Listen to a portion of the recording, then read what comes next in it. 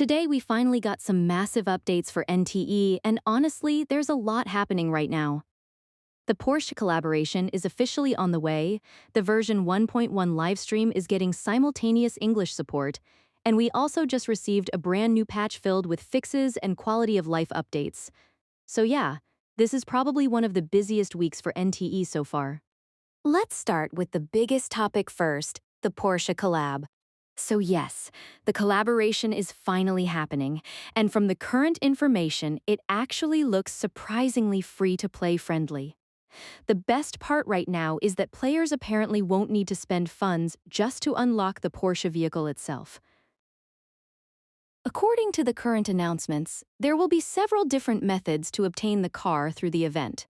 That includes event quests, login rewards, currency exchanges, and even limited banner options. But for most players, especially free-to-play players, the main method will most likely be the collaboration story event itself. And honestly, that's probably the best possible outcome. Now, when it comes to the actual Porsche vehicle, NTE seems to be putting a huge amount of effort into the details. The car design reportedly includes the classic Porsche body style, realistic lighting reflections, detailed wheels, spoilers, and even authentic engine audio. Apparently, this could also become one of the highest performance vehicles currently available in the game, with extremely high acceleration and smoother handling compared to many existing cars. And if you're somebody who enjoys vehicle customization, there's more good news. The Porsche Collab is also bringing a full livery customization system. We're getting classic Porsche paint styles, racing-themed liveries, NTE-inspired designs, and even a customization editor where players can edit colors, decals, and patterns themselves. Right now, it's still unclear how deep the customization system will go. We don't know yet if decals can be freely resized and moved manually, or if the game will lock them into preset positions. So we'll probably need to wait for the live stream for full clarification there. As for the event activities themselves, there's apparently going to be city driving events, speed challenges, daily commissions, special story missions, and even a custom livery contest. The event is also expected to last around 3 weeks, which should give players enough time to collect the rewards without needing to rush too hard.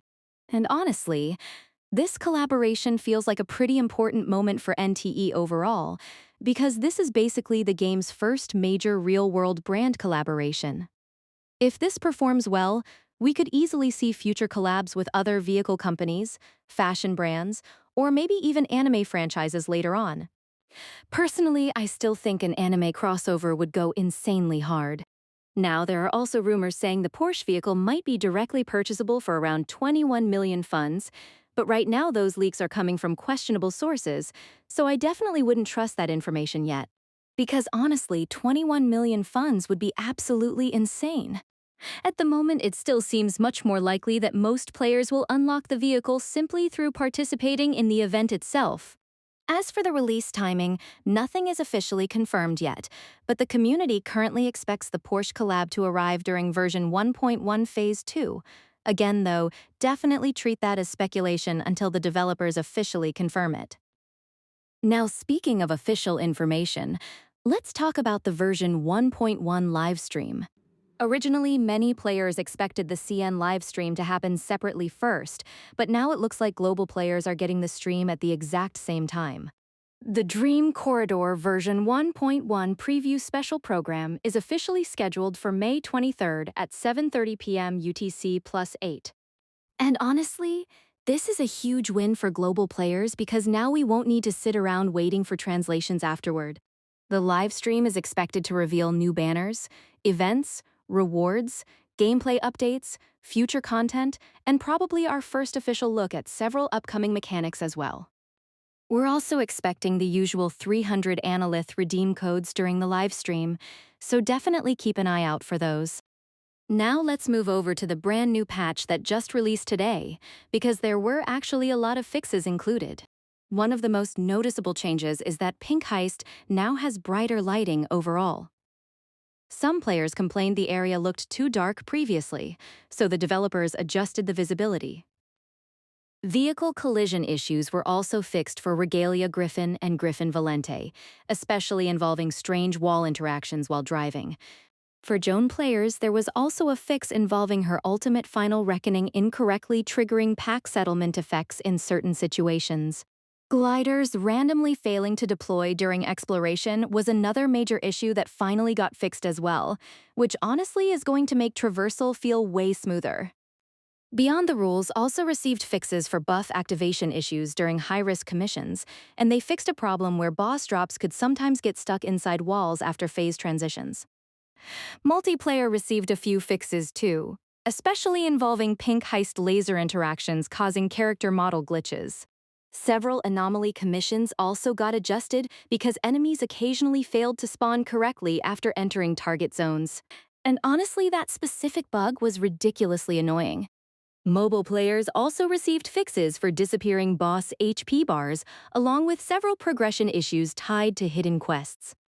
Then we also got smaller fixes involving animations, housing clipping issues, lighting problems, furniture interactions, and notification refresh bugs. Another interesting change is that the English localization terms for condensate, hybrid, and synthesis are now all unified under a single term: condensate. The developers also mentioned additional crash fixes, optimization improvements, and general localization updates overall. So yeah, this patch was mostly focused on stability, bug fixes, and overall quality of life improvements, rather than massive gameplay additions. But honestly, those kinds of updates are still extremely important for the long-term health of the game. Now I want to know what you guys think. Are you excited for the Porsche collaboration, or would you rather see something completely different in the future? And if NTE gets another collab later on, what would your dream collaboration actually be? Because honestly, seeing some anime crossover content inside NTE would probably go insanely hard. But yeah, that's pretty much all the major news we have right now. Version 1.1 is already looking incredibly stacked with the Porsche collab, live stream rewards, new fixes, future content reveals, and more updates still coming soon. So definitely keep an eye out, because we're probably getting even more information very soon.